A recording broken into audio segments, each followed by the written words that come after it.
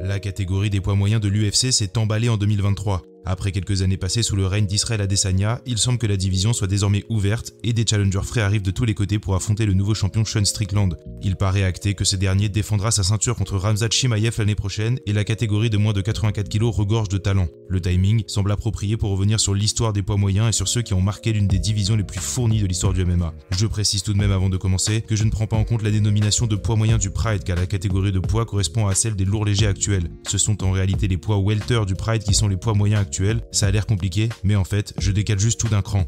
Deuxième précision avant de commencer la liste, plus que dans beaucoup d'autres catégories de poids, énormément de poids moyens ont concouru dans d'autres divisions. Les accomplissements dans une autre catégorie de poids ne comptent pas pour le classement et cela résulte en l'absence de combattants de talent comme Vitor Belfort, Dan Anderson ou Kazushi Sakuraba. Ce n'est pas tant qu'ils ne sont pas de grands combattants, mais lorsqu'un athlète combat dans plusieurs catégories de poids, il divise nécessairement ses accomplissements. Une fois que cela est dit, il est temps pour nous de commencer. Vous êtes sur la chaîne des Journeymen et voilà les 10 meilleurs poids moyens de l'histoire du MMA. Numéro 10, Yoel Romero.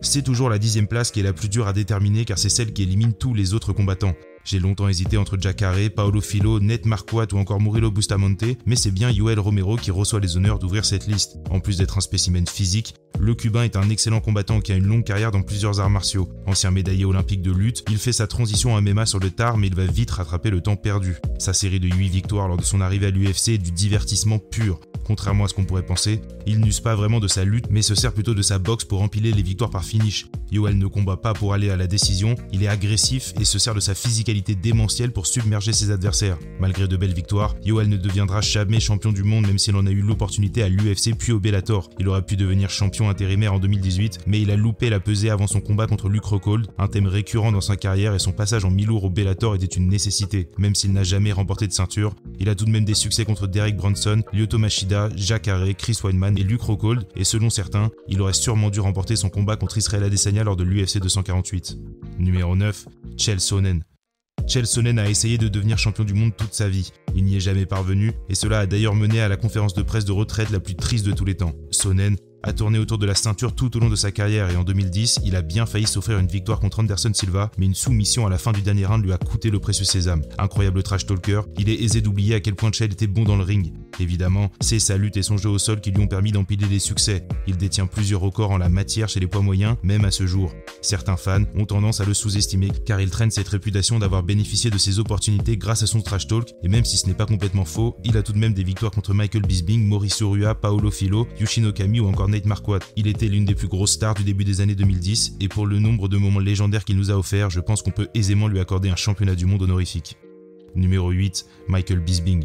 On a longtemps cru que Michael Bisping ne serait qu'un second couteau chez les poids moyens. The Count est un fidèle de l'UFC. Il y a combattu 29 fois de 2006 à 2017. S'il a toujours gravité autour de la ceinture, des défaites dans les combats clés l'ont toujours empêché de concourir pour le Saint Graal jusqu'en 2016 du moins. Une blessure de Chris Weidman le force à se retirer de l'UFC 199 et c'est Michael Bisping qui va obtenir une chance à la ceinture de champion du monde pour la première fois de sa carrière. Contre toute attente et avec seulement 11 jours pour se préparer, Bisping bat Luke Rockhold et devient champion de l'UFC. Une récompense qui semble juste pour un homme qui n'a jamais refusé de combattre et qui a même perdu l'usage d'un œil en chemin. Combattant complet, avec un pied-point redoutable et un grappling très sous-coté, Bisping a un palmarès long comme le bras qui inclut tout de même un peu trop de défaites pour le placer plus haut dans la liste. Son refus de combattre les challengers légitimes lorsqu'il était champion pour affronter Dan Anderson puis à obtenir un gros combat contre Georges Saint-Pierre a un peu dégradé la perception qu'ont les fans de Bisping sur la fin, mais lorsqu'on prend sa carrière dans sa globalité, c'est un combattant très important de l'histoire du MMA avec un moment magique pour ponctuer sa carrière. Numéro 7, Rich Franklin. Vous savez à quel point ça a dû être difficile d'être le deuxième meilleur poids moyen du milieu des années 2000 ? Ça a tellement marqué Rich Franklin qu'il en a d'ailleurs fait toute une série de conférences une fois qu'il a pris sa retraite. Comme certains contemporains de Georges Saint-Pierre chez les poids welter, Franklin est un combattant exceptionnel qui a été éclipsé par l'un des meilleurs combattants de tous les temps. Heureusement pour lui, il a tout de même eu le temps de remporter la ceinture de champion du monde avant que n'arrive la tempête brésilienne. Le public a oublié à quel point il était dominant avant de perdre sa ceinture. Il a aisément disposé d'Evan Tanner et de Nate Quarry avant de proposer une masterclass contre David Loiseau lors de l'UFC 58. Chez les poids moyens, il n'a perdu que contre Anderson Silva pendant les 10 premières années de sa carrière et même s'il n'a jamais retouché au titre une fois que le Brésilien le lui a pris, il est resté un combattant du haut du panier jusqu'à sa retraite. Rich Franklin a toujours été très public sur la difficulté psychologique d'être le deuxième homme et sur ce qu'il en coûte de continuer à se battre contre ce qui semble insurmontable. Mais la carrière de Rich est dense et très importante dans l'histoire du sport. Combattant extrêmement puissant, il use de ses avantages physiques naturels pour adopter un style agressif combinant pied-point avec une belle variété de coups. Désormais vice-président du One Championship, il a laissé une belle marque sur le sport et ne sera pas oublié de sitôt. Numéro 6, Luke Rockhold. Est-ce que Luke Rockhold est le poids moyen le plus sous-coté de tous les temps ? Non, ça vient juste après dans la liste. Mais la considération qu'ont les fans pour Luke est vraiment basse vis-à-vis de ses accomplissements.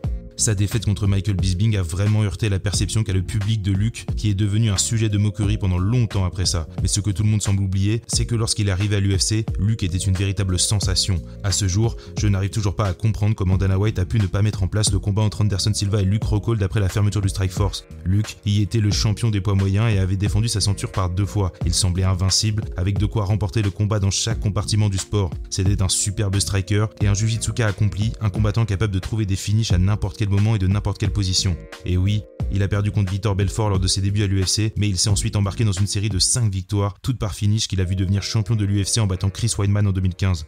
Le problème étant que c'est également le moment où il a décidé de concilier sa carrière de combattant avec d'autres activités, notamment de la télé-réalité et du mannequinat. Personne ne peut lui en vouloir de se tourner vers des secteurs qui devaient être très lucratifs, mais la vie de combattant est plutôt exigeante et Luke a subi les conséquences de son manque d'implication et d'une pointe d'arrogance aussi.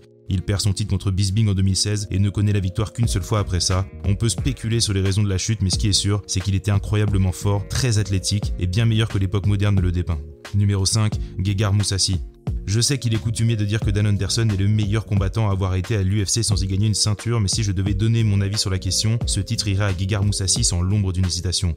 Gegard est une anomalie du sport. Ce Dreamcatcher a combattu de poids moyen à poids lourd et a remporté des titres aux 4 coins du monde. Si on s'en tient seulement au moins de 84 kg, Mousasi est un ancien champion du Dream, du Bellator et du Cage Warriors. Le fait qu'il n'ait jamais eu de chance à la ceinture du champion de l'UFC est une folie. Il y a pourtant battu Dan Anderson, Thiago Santos, Vitor Belfort, Uriah Hall et Chris Weidman. Ce sont des problématiques contractuelles qui l'ont poussé à quitter l'UFC et à l'époque, c'était un véritable séisme. Jamais un combattant de sa stature n'avait claqué la porte de la promotion de la sorte depuis que l'UFC régnait sur le sport. À un moment donné, il était probablement le meilleur poids moyen du monde mais n'a jamais reçu le crédit qui lui était dû. En près de 60 combats professionnels, la liste des adversaires qu'il a battus est trop extensive pour être donnée ici, mais Mousasi est surtout l'un des finisseurs les plus prolifiques de l'histoire du sport. Sur ses 49 victoires professionnelles, il n'est allé à la décision que 9 fois. Comme presque tous les habitants du Pays-Bas, il semble, Gegard est un kickboxer de très haut niveau mais il est devenu incroyablement polyvalent avec le temps, bien aidé par son passé de judoka. Gegard est un combattant exceptionnel et quelle tristesse de savoir qu'il va probablement prendre sa retraite lors d'une obscure édition du Bellator ou du PFL. Numéro 4, Robert Whittaker. Ce n'est pas forcément une bonne idée de monter d'une catégorie de poids, mais pour Robert Whittaker, ça s'est avéré être la meilleure décision de sa carrière. D'abord poids welter, l'Australien fait ses débuts chez les poids moyens en 2015 et immédiatement, il est comme un poisson dans l'eau. Whittaker va s'embarquer dans une série de 8 victoires durant laquelle il va devenir champion du monde en battant Yoel Romero. Techniquement, il devient champion intérimaire puis est promu en champion incontesté plus tard, mais vous m'avez compris.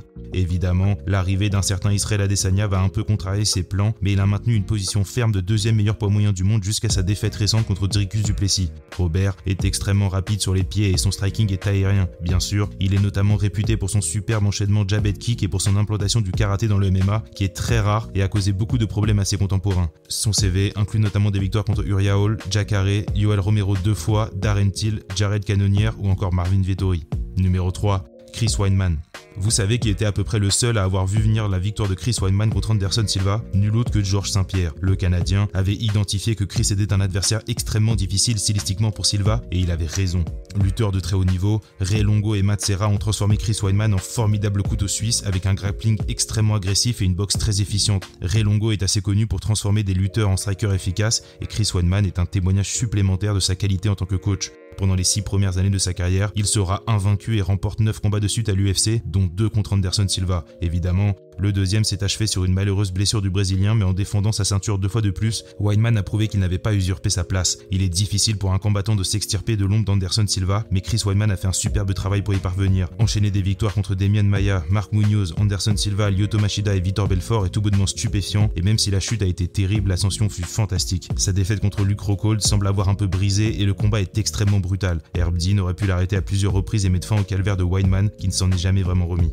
Numéro 2, Israel Adesanya. Je sais que les fans se sont un peu retournés contre Israel Adesanya depuis quelques temps, mais rien ne peut effacer la trace que de Last Bender a laissé sur la division des poids moyens. Il a fallu 13 combats chez les moins de 84 kg à l'UFC pour qu'il connaisse la défaite. En chemin, il est devenu champion du monde à Melbourne en battant Robert Whittaker et a défendu sa ceinture 5 fois. Même après l'avoir perdu, il a réussi à battre Alex Pereira pour redevenir champion. C'est son style un peu soporifique par moments qui a commencé à déplaire au public. Une fois qu'il est devenu champion, Israel s'est éloigné du style agressif qui avait fait de lui l'un des combattants les plus divertissants du roster pour prendre une approche beaucoup plus mesurée et plus attentiste. Je ne vais pas mentir, son règne était un peu plat sur la fin, surtout qu'il avait totalement fait le tour de la division et la présence d'Alex Pereira a insufflé un dynamisme nécessaire chez les moins de 84 kg. Mais Israel Adesanya est une véritable star et l'un des visages de la promotion. Il a indiqué qu'il souhaitait faire une pause dans sa carrière, mais si tout se goupille comme l'UFC le voudrait, je dirais qu'un combat contre Khamzat Chimaev est probable dans le futur, ainsi qu'une trilogie avec Alex Pereira en MMA. Quoi qu'on pense de certaines de ses performances, il a aussi participé à l'un des meilleurs combats de tous les temps contre Kelvin Gastelum et a déchiré la division des poids moyens de toutes parts. Il est l'un des champions les plus prolifiques de l'ère moderne et dans l'histoire des poids moyens, seul un seul homme le dépasse à mon sens. Numéro 1,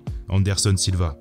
10 défenses de titre, le plus long règne de l'histoire de l'UFC, la plus longue série de victoires de l'histoire de la promotion et le plus grand nombre de finishes de l'histoire des poids moyens. Ce ne sont qu'une fraction des records qui sont attachés à Anderson Silva et ils suffisent déjà à situer le monument qu'est The Spider. De son arrivée à l'UFC en 2010 à sa défaite contre Chris Weidman en 2013, personne n'a jamais pu rivaliser avec Anderson Silva. Évidemment, sa blessure à la jambe lors de l'UFC 168 a brutalement heurté sa carrière, mais aucune série de défaites ne pourrait nuire à la réputation du Brésilien. Il a dégoûté toute une génération de poids moyens, s'est joué d'eux, les a battus de la façon qu'il voulait et souvent avec nonchalance. Silva est un magicien dans l'octogone, son sens du timing est parfait, son striking est exceptionnel et précis, et même lorsque le combat va au sol, il est capable de soumettre des spécialistes comme Travis Lutter. Il est difficile de trouver des défauts à la carrière d'Anderson, il est simplement le meilleur de tout point de vue. Comme Adesanya, un certain attentisme peut lui être reproché par moments, surtout vu la fin de son règne, mais lorsqu'on observe le cas Anderson Silva dans sa globalité, on est obligatoirement subjugué. C'est le meilleur, tout simplement.